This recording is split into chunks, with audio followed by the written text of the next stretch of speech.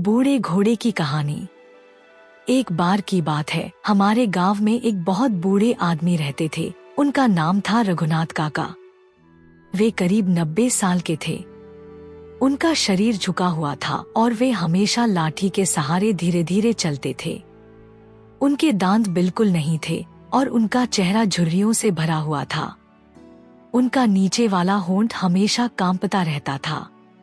जब वे बोलते या चलते थे तो उनके होंठ आवाज करते और हमें अक्सर उनकी बातें समझ में नहीं आती थी। कई बार वो बोलते बोलते खांसने लगते थे। मुझे लगाकर हम 4 भाई थे और हमें घुड़सवारी का बहुत शौक था, लेकिन हमारे पास कोई सीधा साधा घोड़ा नहीं था। हमें सिर्फ एक ही घोड़े पर सवारी करने की इजाजत थी, जिसका नाम था कालू। एक दिन माँ से बहुत देर रिक्वेस्ट करने के बाद माँ ने हमें सवारी करने की अनुमति दे दी। हम चारों भाई अपने नौकर के साथ अस्तबल की तरफ दौड़े। कोचवान, जो घोड़े की रखवाली करता है, ने कालू को तैयार किया और हमारे सबसे बड़े भाई ने सबसे पहले सवारी की। वे बहुत देर तक घोड़े को दौड़ाते रहे।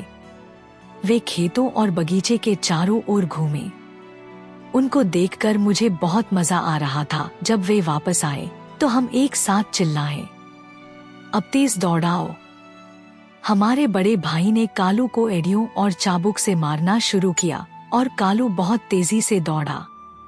उनके बाद हमारे दूसरे भाई ने सवारी की। उन्होंने भी काफी देर तक सवारी की और कालू को चाबुक से मारते हुए पहाड़ी की ओर दौड़ाया। मैं अपनी बारी का इंतजार कर रहा था। वे और अधिक देर तक सवारी करना चाहते थे, लेकिन हमारे तीसरे भाई ने उनसे कहा कि अब उन्हें भी सवारी करनी है और घोड़ा उन्हें दे दिया जाए।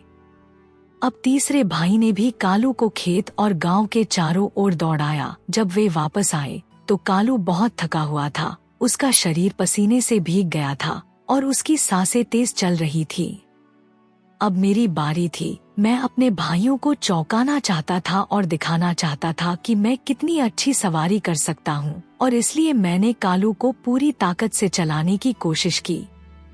लेकिन कालू अस्तबल से दूर जाना ही नहीं चाहता था। चाहे मैं कितना भी मारूं, वह नहीं दौड़ा, बल्कि वहीं खड़ा रहा और वापस अस्तबल की तरफ जाने लगा।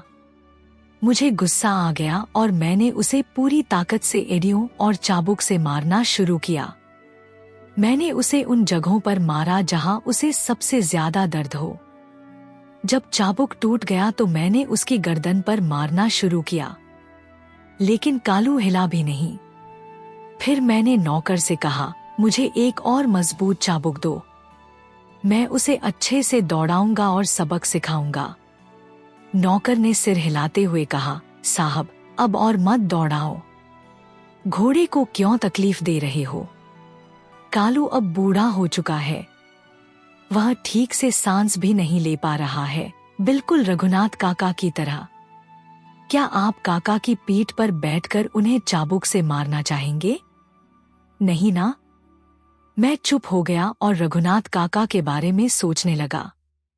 फिर मैंने घोड़े से उतरकर देखा कि कालू कितनी मुश्किल से सांस ले रहा था। उसका पूरा शरीर पसीने से भीगा हुआ था। उसके शरीर से पसीना नीचे टपक रहा था। उसका थका हुआ चेहरा देखकर मुझे बहुत पछतावा हुआ। मुझे लगा था कि शायद उसे भी उतना ही मजा आ रहा होगा जितना मुझे, लेकिन ऐसा नहीं था। मैं गलत था। मैंने कालू की गर्दन को चूमते हुए उससे माफी मांगी। उस दिन के बाद जब भी मैं किसी घोड़े को तकलीफ में देखता हूँ, मुझे रघुनाथ काका और कालू की याद आ जाती है। अब मैं हमेशा बूढ़े लोगों और घोड़ों के साथ नरमी से पेश आता हूँ।